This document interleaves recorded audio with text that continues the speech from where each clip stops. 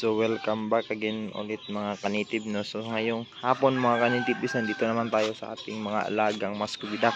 So sa ngayon mga kanitib, no, so merong dumating stock, no, na mga uway, no. Sa mga gustong umorder dyan ng uway, no, PM lang po kayo sa akin, no, or comment sa aking YouTube channel. So yan yung mga available dito sa amin, no.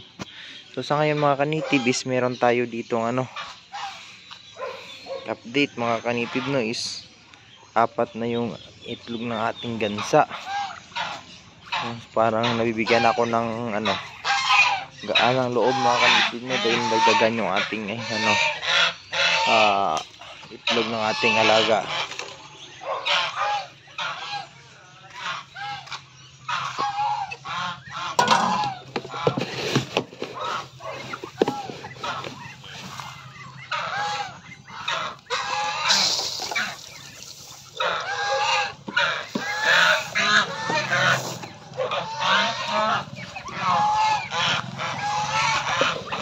Yan yung mga kanitib na mga alaga natin.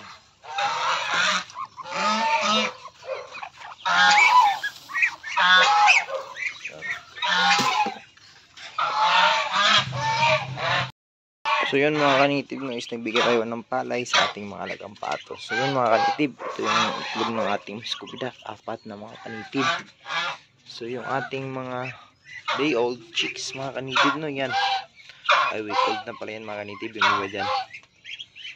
So tapos na lang magbigay ng pagkain mga kanitib, ganyan na sila karami ngayon. So ngayon mga kanitib is papunta tayo sa kapitbahay doon sa may ibang kanto mga kanitibis. Mayroong boarding house doon, so nakuha tayo ng pagkain ng damog, so para sa ating mga alaga, para tipid mga kanitib.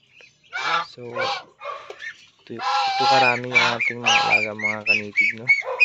Nag-aaway ko yung ating so sa ngayon mga kanitib, wala pang itlog, wala pa tayong itlog sa ating mga pato. Baka